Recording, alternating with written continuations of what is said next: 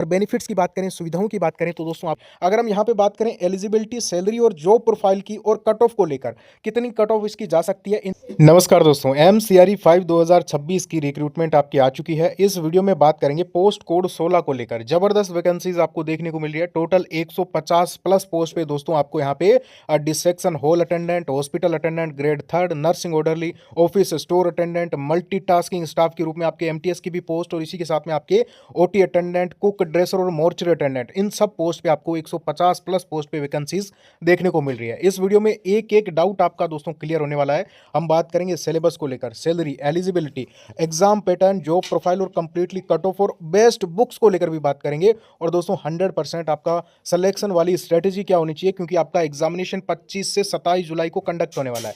तो आप वीडियो को अंत तक जरूर देख लेना।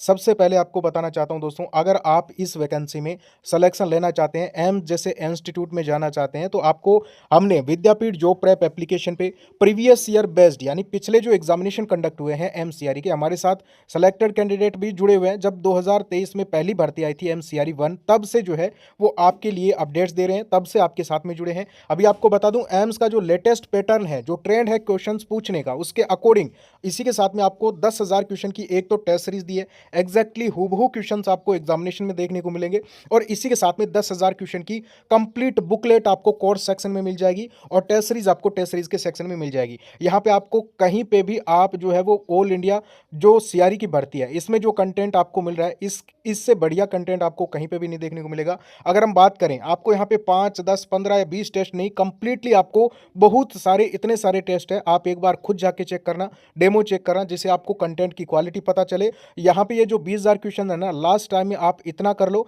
साथ में आप जो है वो मतलब बुक से स्टडी कर लो, सेल्फ स्टडी कर लो, इससे बेहतर आपके लिए कुछ नहीं होगा। नाम मात्र प्राइस में सभी कैंडिडेट जो है वो जुड़ सकते हैं। बहुत ही कम प्राइस रखी है, पूरे मार्केट में इस टाइप का कंटेंट आपको नहीं मिलेगा। ध्यान रहे, टाइम कम है तो आपको ज़्यादा से ज़्यादा सेल्फ स्टडी करनी है दोस्तों, ठीक है ना, बुक से। और ये जो टेस्ट सीरीज दी है, ये जो 20,000 क्वेश्चंस दिए हैं, इससे बाहर कुछ नहीं रहेगा। अगर हम बात करें यहाँ पे दोस्तों आपके पोस्ट कोड 16 की, उससे पहले देखिए आपके जो फोरम है दोस्तों, वो 3 जुलाई तक चलने वाले हैं। यहाँ पे आप देखोगे दोस्तों कि आपके फॉर्म 13 जून से लेकर 3 जुलाई तक आपके टोटल फॉर्म जो है वो चलने वाले हैं। इसी के साथ में एग्जाम डेट भी आपको दे दी है, यानी 25 से 27 जुलाई को आपका एग्जाम जो है वो कंडक्ट होने वाला है। अगर हम फॉर्म फीस की बात करें तो यहाँ पे जो है वो एम्स के द्वारा कैंडिडेट्स के साथ में नाइंसाफी जो है वो देखने को मिल रही है। आप देखोगे जनरल OBC के कैंडिडेट के लिए 3,000 रुपये आपसे जो है वो फीस चार्ज की जा रही है। SC ST और EWS के जो कैंडिडेट है, 2,400 रुपये आपके जो है फॉर्म फीस के नाम पर लिए जा रहे हैं। यहाँ पे अगर हम जो PWBD कैटेगरी के जो कैंडिडेट्स हैं, उनका यहाँ पे कोई भी फीस जो है वो नहीं लगने वाली है। बाकी यहाँ पे फीस ज़्यादा है तो दोस्तों फॉर्म भी काफ़ी कम आएंगे, आपका सिलेक्शन के चांसेस भी इसमें काफ़ी ज़्यादा बनते हैं। तो आपके लिए एक बेहतर अपॉर्चुनिटी है। अगर हम एग्जाम पैटर्न की बात करें तो देखिए, इसमें आपका एक दोस्तों CBT एग्जाम होगा, यानी एक पहले आपका कंप्यूटर पे ऑनलाइन एग्जाम होगा। 100 क्वेश्चंस होंगे, 400 नंबर का होगा कंप्लीट। अभी सिलेबस सारी चीज़ों को लेकर डिस्कस करेंगे।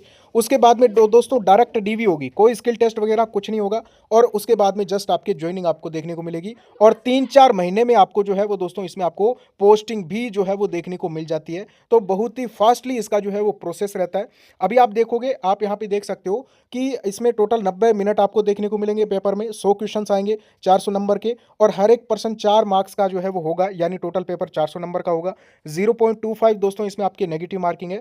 इसमें अब थोड़ा सा आप यहाँ पे समझिए, मैं आराम से थोड़ा सा आपको समझा देता हूँ। देखिए, आपके 100 क्वेश्चन होंगे, 400 नंबर के, 90 मिनट आपको देखने को मिलेंगे एग्जाम में। एक क्वेश्चन 4 मार्क्स का। अब आपका जो पेपर है दोस्तों वो 2 भागों में डिवाइडेड होगा, या 2 भागों में मतलब सिलेबस जो है वो आपका, एक तो जनरल पार्ट से आएंगे 20 क्वेश्चन, ठीक है ना, जिसमें आपके GK, एप्टीट्यूड और कंप्यूटर रहने वाला है। अगर हम बात करें दूसरे पार्ट की तो उसमें आपके 80 क्वेश्चंस देखने को मिलेंगे, जिसमें आपके कंप्लीटली पोस्ट से रिलेटेड यानी डोमेन पार्ट से रहेंगे। अब डोमेन पार्ट में क्या रहेगा वो भी आपको बता देता हूं। यहाँ पे आप देखोगे जो पोस्ट कोड 16 है, इसके ऊपर जो आपके डोमेन का जो मतलब सिलेबस है, यानी जो 80 क्वेश्चन आपको पूछे जाएंगे, उसमें से किस किस सब्जेक्ट से कितने कितने क्वेश्चन आएंगे ये भी आपको मैं बता देता हूं। देखिए, जनरल, मैथ, इंग्लिश और हॉस्पिटल सर्विस रिलेटेड, ये 3 सब्जेक्ट आपको दिए गए हैं, ठीक है ना। इसमें आप देखोगे कई बार एम्स जो है वो मैथ के क्वेश्चन दे देता है दोस्तों 30, ठीक है ना। कई बार आपके इंग्लिश के क्वेश्चन आ जाते हैं, मान लीजिए 15-20, या फिर कई बार इंग्लिश का वेटेज थोड़ा सा ज़्यादा हो जाता है। बाकी आप ये मान के चलिए कि आपके जो हॉस्पिटल सर्विस का जो पार्ट है ना, यहाँ से आपके 50 तक क्वेश्चन भी पूछे जाते हैं, ठीक है ना। 60 तक क्वेश्चन भी पूछे जाते हैं, और कई बार आपके ये 40 तक क्वेश्चन भी आपके पूछे जाते हैं, ठीक है ना। तो यानी कि आपको 50 तक क्वेश्चन हॉस्पिटल सर्विस से आपको पूछे जाएंगे, ठीक है ना। बाकी आपका पेपर बाइलिंगुअल कंडक्ट होगा। यहाँ पे अगर हम बात करें तो आपका पेपर दोस्तों 5 भागों में बंटा हुआ होगा। हर एक सेक्शन में 5 सेक्शन होंगे आपके। ऑनलाइन जब एग्जाम होगा उसमें हर एक सेक्शन में 20 क्वेश्चन आपको देखने को मिलेंगे, और हर एक सेक्शन को 18 मिनट जो है वो मिलेंगे करने के लिए, और 18 मिनट के बाद में वो सेक्शन आपका ऑटोमेटिक बंद हो जाएगा। तो आपको टाइम भी बहुत कम देखने को मिल रहा है, यानी 90 मिनट है, 100 क्वेश्चन है, तो 1 मिनट भी एक क्वेश्चन को करने के लिए नहीं मिल रही। तो इसका भी आपको जब टेस्ट सीरीज लगाओगे ना, तो आपको कंप्लीट सारी चीज़ों का पता चल जाएगा, और वो सारे मोस्ट एक्सपेक्टेड क्वेश्चंस आपके क्लियर हो जाएंगे। अगर हम यहाँ पे बात करें एलिजिबिलिटी, सैलरी और जॉब प्रोफाइल की, और कट ऑफ को लेकर, कितनी कट ऑफ इसकी जा सकती है, इन सब चीज़ों को लेकर डिस्कस करें तो देखिए, सबसे पहले एक बार आपको बताऊं, यहाँ पे जो आपके काफ़ी सारी पोस्ट है, जैसे कुक की पोस्ट है, तो इसमें आपके दोस्तों कितना एज लिमिट है, 18 से 27 साल। पे लेवल 1 की पोस्ट है, यानी इसमें आपकी स्टार्टिंग सैलरी दोस्तों लगभग 33,000 के आसपास आपके जो जाने वाली है, ठीक है ना, स्टार्टिंग। और इसमें 10वीं पास आपके चाहिए, और कुकिंग का आपके पास में एक्सपीरियंस जो है वो 1 साल का होना चाहिए। सेक्शन हॉल अटेंडेंट की बात करें तो लेवल 2 की पोस्ट है। यहाँ पे आपकी जो एज है वो 21 से 30 साल मांगी गई है। आपके पास में 12वीं कर रखी होनी चाहिए, और आपके पास में 1 साल का जो है वो एक्सपीरियंस होना चाहिए डिसेक्शन हॉल अटेंडेंट का, ठीक है ना। इसी के साथ में अगर हम बात करें हॉस्पिटल अटेंडेंट ग्रेड 3 की, आप देखोगे दोस्तों हॉस्पिटल अटेंडेंट वाली पोस्ट में आपके पास में 10वीं पास कर रखा होना चाहिए, 18 से 30 साल के बीच में एज होनी चाहिए। इसमें एज रिलैक्सेशन भी आपको मिल जाएगा, और इसी के साथ में ये पे लेवल की 1 की पोस्ट है, यानी स्टार्टिंग सैलरी आपको इस पोस्ट में 35,000 तक देखने को मिलेगी। तो सैलरी के मामले में भी काफी अच्छी पोस्ट आपके रहने वाली है। अब हम बात कर ले यहाँ पे आपके दोस्तों नेक्स्ट पोस्ट की, तो आपके जो मोर्चरी अटेंडेंट की जो पोस्ट है, भाई मोर्चरी अटेंडेंट की पोस्ट में आपके पास में सिर्फ और सिर्फ 10वीं पास मांगा जा रहा है। 10वीं पास हो आप इसका फॉर्म लगा सकते हो। अगर हम नर्सिंग अटेंडेंट की बात करें तो आपके पास में 10वीं का रखा होना चाहिए, फर्स्ट एड होना चाहिए, और आपके पास में एक्सपीरियंस होना चाहिए 1 साल का, और आपके यहाँ पे ओटी असिस्टेंट में जो है वो एक्सपीरियंस होना चाहिए दोस्तों 6 महीनों का, ठीक है ना। 6 मंथ का एक्सपीरियंस आपकी ओटी का होना चाहिए, और बाकी 10वीं पास और फर्स्ट एड वाले इसका फॉर्म लगा सकते हैं। बाकी अगर हम नेक्स्ट पोस्ट की बात करें तो आप यहाँ पे देख सकते हो जो आपके यहाँ पे एमटीएस की जो पोस्ट है, या फिर आपके यहाँ पे ऑफिस अटेंडेंट की पोस्ट है, तो इनके ऊपर आपके 10वीं पास आपने कर रखी है, या फिर आईटीआई के इक्विवेलेंट आपके पास में कोई डिप्लोमा सर्टिफिकेट है, तो आप इसका फॉर्म लगा सकते हो, ठीक है ना। अब हम बात कर लेते हैं जॉब प्रोफाइल को लेकर, काम क्या करना पड़ता है अभी हॉस्पिटल अटेंडेंट को। तो देखिए आपके जैसे अलग अलग पोस्ट है दोस्तों, जैसे डिसेक्शन हॉल अटेंडेंट है, तो इसमें आपको जो एनाटोमी डिसेक्शन हॉल के जो प्रैक्टिकल कार्य है उसमें आपको सहायता देना है। सब और जो नमूने हैं उनकी व्यवस्था में रख रखाव, आपकी जिस हॉल में ड्यूटी है, जहाँ पे आप ड्यूटी कर रहे हो, वहाँ पे साफ सफाई होनी चाहिए, मतलब आप करोगे नहीं लेकिन करवाओगे। और इसी के साथ में आप जो है वो जो उपकरण है उनकी देखभाल करना है। हॉस्पिटल अटेंडेंट में मरीजों की देखभाल करना, भाई मरीजों को व्हीलचेयर स्ट्रेचर से लाना ले जाना, कोई रिपोर्ट वगैरह उनको कलेक्ट करना। इसी के साथ में आपके वार्ड की साफ सफाई की व्यवस्था है उसको जो है वो ध्यान में रखना। आपके जो ऊपरी कर्मचारी है वो आपको जो काम देंगे, जो ऊपरी ऑफिसर है या फिर नर्सिंग ऑफिसर है या फिर कोई नर्स है, डॉक्टर है, वो आपको जो काम देंगे वो भी आपको करना पड़ेगा। तो नॉर्मल आपको वैसा ऐसी बात नहीं है कि बहुत ही हद से ज़्यादा काम होगा, ये भी डिपेंड करेगा आपकी पोस्टिंग कहाँ पे है। जहाँ पे पोस्टिंग होगी उसी के अकॉर्डिंग आपको काम मिलेगा। अब ऑफिस और जो स्टोर अटेंडेंट है, इनको जैसे फाइल है, दस्तावेज है, रिकॉर्ड है, उनको एक स्थान से दूसरे स्थान तक लाना ले जाना। कार्यालय और जो दैनिक के जो सामान है, जो दैनिक के जो कार्य है उसमें आपको जो सहायता देना है, सामान की गिनती करना, रख रखाव, रिकॉर्ड संभालना, ये काम रहेगा आपके अटेंडेंट का, स्टोर अटेंडेंट का। ओटी वालों की बात करें तो भाई ओटी में आपके ऑपरेशन थिएटर में आपकी ड्यूटी रहेगी, तो ऑपरेशन थिएटर की तैयारी करना, साफ सफाई होगी, मरीजों को ओटी तक लाना ले जाना, वापस छोड़ना, ओटी के जो उपकरण है और जो सामान है और जो सामग्री है उनमें आपको जो है वो व्यवस्था में सहायता प्रदान करना।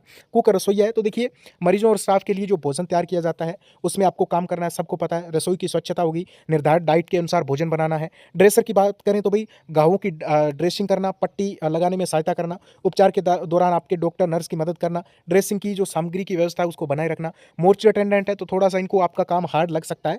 देखिए जो शवगृह होता है, मोर्चरी होता है, वहाँ पे आपको देखभाल और जो व्यवस्था होती है वो आपको करनी पड़ेगी। शवों को सुरक्षित रखने, स्थानांतरित करने में सहायता प्रदान करना। पोस्टमार्टम के जो कार्य है तो उसमें डॉक्टरों की सहायता प्रदान करना। ये आपके अलग अलग कार्य रहेंगे। मेनली अगर हम बात करें तो अस्पताल के जो कार्य है, मरीजों से जुड़ा जो कार्य है, शारीरिक मेहनत वाला जो कार्य है, दिमाग से काम करने वाला, ऐसा कुछ नहीं है कि माइंड पे प्रेशर आएगा। हालांकि स्टार्टिंग बेसिक फर्स्ट नौकरी की बात करें तो आपके लिए सबसे बेस्ट रहेगी। दिन और रात में आपके कभी भी जो है वो किसी भी शिफ्ट में ड्यूटी लग सकती है।